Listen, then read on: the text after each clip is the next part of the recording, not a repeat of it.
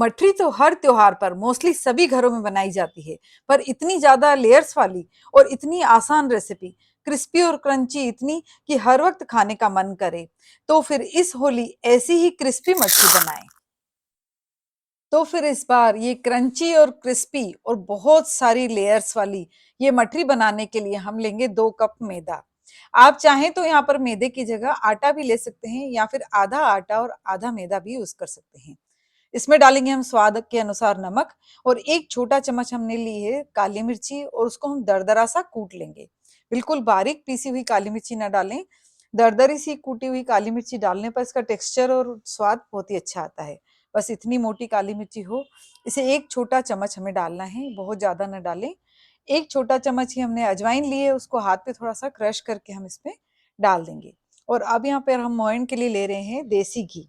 देसी घी के मोयन से ये मठरी बहुत ही ज्यादा क्रिस्पी बनती है। इसमें हम डालेंगे 4 चम्मच देसी घी और इसको हाथ से बहुत अच्छे से हम मिक्स करेंगे। दाना दाना देसी घी का मैदे के अंदर बहुत अच्छे से मिक्स हो जाना चाहिए, बिल्कुल क्रंची सा टेक्सचर इसका हो जाए।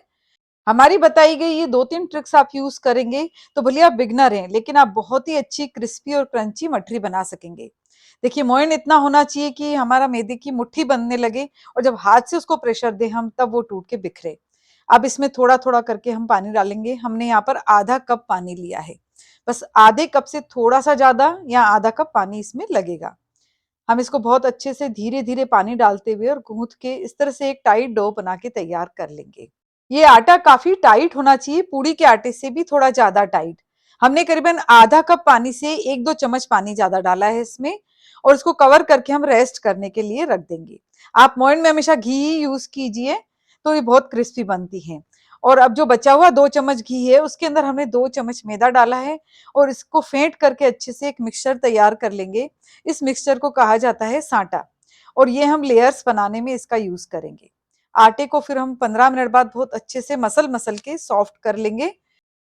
हमारी चैनल पर पहले भी हमने मेथी की मठरी की रेसिपी आपको दी है, उसका लिंक हम डिस्क्रिप्शन में डाल देंगे।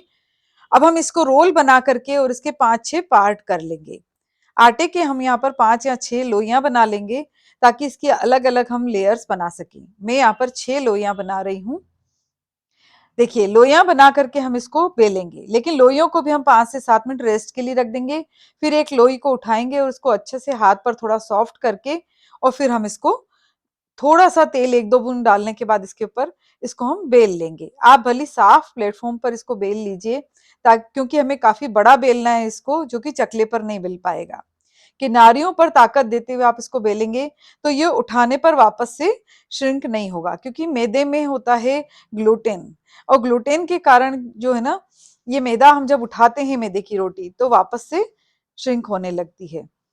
किनारियों से ताकत देते हुए इसको पतला बेल लेंगे। देखिए कितना पतला मैंने इसको बेला है। और अब इसी तरह से दूसरी रोटियां भी हम बेल करके तैयार कर लेंगे। हमें करीबन 6 रोटियां बेल करके तैयार करके रखनी है। आप चाहें तो 3 रोटी की लेयर्स बनाएं या 4 की बनाएं।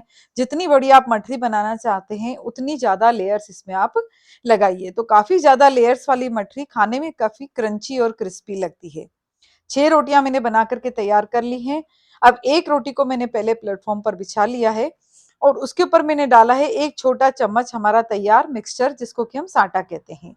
क्योंकि इसमें मैदा होता है इसलिए चिपचिपा सा होता है, तो लेयर्स को ये तेल में जाने के बाद बिखरने नहीं देता है। देखिए अगर रोटी आपकी थोड़ी छोटी हो तो इसको खींच करके इस तरह से दूसरी रोटी से मिला लीजिए। पहली पहली रोटी थोड़ी सी हल्की बड़ी होनी चाहिए, उससे हमें रोल करते वक्त आसानी रहती है।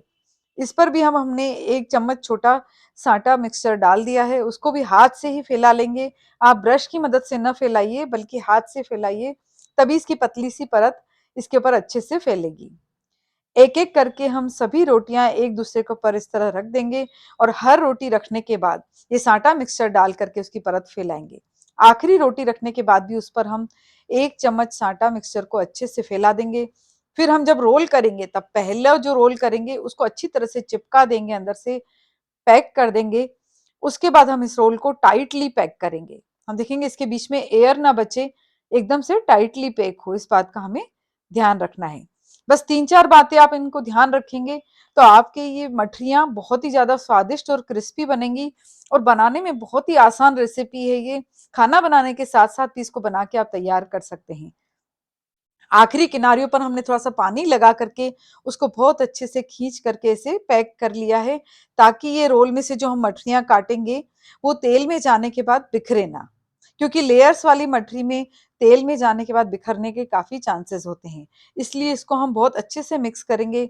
और एक बात और, जब हम इसकी कटिंग करेंगे उसके बाद हमें बेलने की ज़रूरत नहीं है, सिर्फ़ कटिंग करते जाइए और आप इसको तलते जाइए। बस हल्का सा इस रोल को हम बेल करके इसे चपटा कर देंगे, ताकि हमारी मठरी की शेप बहुत ही अच्छी बनेगी इससे। गोल गोल मठरी तो आपने हर घर में खाई होगी, लेकिन इस तरह से थोड़ा सा रोल को बेल देंगे तो अंडाकार शेप में या लीफ शेप में ये मठरियां बहुत ही देखने में सुंदर लगेंगी और खाने में तो ये बहुत ही ज्यादा स्वादिष्ट हैं। तीखे वाले नाइफ से आप इनको काट लीजिए, देखिए कितनी लेयर्स हैं इस मठरी में। जब हम इस मठरी को कटिंग करते हैं उसके बाद हम इस मठरी की एक सुंदर सी शेप भी दे देंगे। लीफ की शेप हम इसको आज दे रहे हैं, देखिए हल्का सा बीच में से दबाते हुए और किनारियों को पॉइंटेड कर देंगे आप, तो मस्त सुंदर सी लीफ की शेप इसकी बन जाएगी। बस इसी तरह से हमें सभी मठरियाँ कटिंग करके तैयार कर लेनी है। बहुत ही आसान और इंटरेस्टिंग रेसिपी है। त्योहार पर आप इसको बनाएंगे लेयर्स वाली मठरी को, तो आपको तो बहुत स्वादिष्ट लगेंगी, लेकिन हर खाने वाले आपकी तारीफ जरूर करेंगे। हमें इसे बनाने के बाद भी कपड़े से कवर करके रखना है, इन्हें ड्राई नहीं होने देना है। देखिए थोड़ी देर में आप देखेंगे जो किनारियां हैं वो हल्की हल्की सी खुलने लगी हैं। इसको हल्का सा पानी लगा के आप अच्छे से पैक कर लीजिए। 15 मिनट इन मठरियों को रेस्ट देके फिर ही आप ऑयल में तलिए। देखिए खुला हुआ मुंह आपको दिख रहा है। इस तरह से हम अगर तेल में डाल देंगे तो पूरी मठरी खुल जाएगी। इसलिए हल्का सा पानी लगा के हम इस एंड को अच्छे से पैक कर देंगे।